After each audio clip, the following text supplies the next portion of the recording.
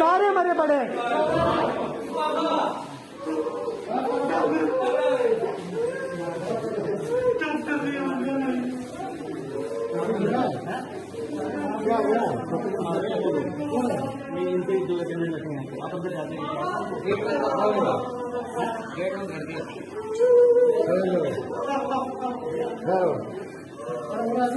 बाहर चलो दी बस बस डेड डेड सब ऐसे ही पड़े रहे, सब भाग लिए। ना मेडिकोज में कोई है, यहाँ कोई नहीं है, इधर कोई नहीं है, ना डॉक्टर है ना कोई है, और ना रिसेप्शन में कोई है,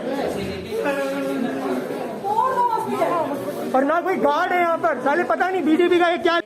सर आपके होते हुए डॉक्टर लोग कैसे भाग सकते हैं सारे पेशेंट को अंदर डेथ छोड़ के? हम नहीं बन सकते डॉक्टर को, हम जानते हैं डॉक्टर ही हो। कहाँ से यार कोई क्राइम करके जाएगा, आप रोक नहीं सकते उसको।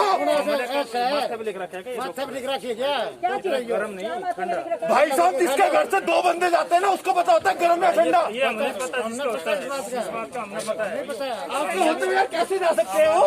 हम किसी को बांध सकते हैं क्या? बांध सकते हैं, आपको